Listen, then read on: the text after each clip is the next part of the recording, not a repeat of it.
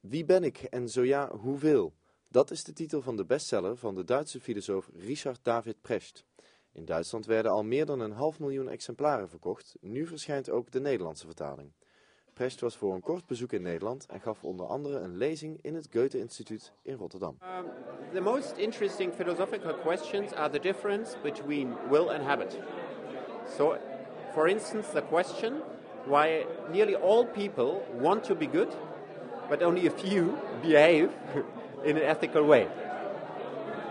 And that's very interesting because the difference is in the brain. We do not behave like we want to behave. I do not say that we should change our minds, but it's interesting to look why is there a difference.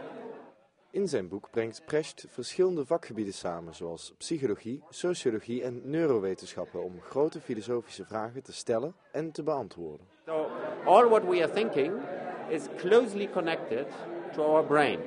And that's the reason why we can only see what our animal brain is able to see, to feel and to think. Henry James, William James, the psychologist in the end of the 19th century, said there is the me and the I, and they are discussing with one another. And this together is the self. Brain scientists said, well, no, there's not one or two or three. I think there are 8 different instances in us. So up from this and from showing what is active in which situations, brain scientists said that we will have probably 8 different selves.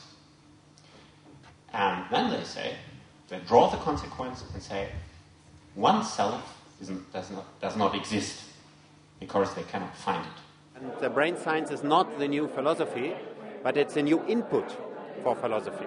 So philosophers should take brain science very serious, but they should not change themselves into brain scientists.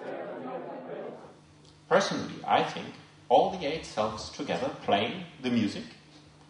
And the old symphony of all this is our self. The self is a reality that we can only feel. We cannot find it, we cannot measure it, but we have it. 7 million people think they are selves. They cannot, 7 billion, yeah, they cannot fail. I think that philosophy without science is empty, because we need the results of science. But also I think science without philosophy is blind. This book tries to take the reader serious. And most books, the books of the answer books, do not take you serious.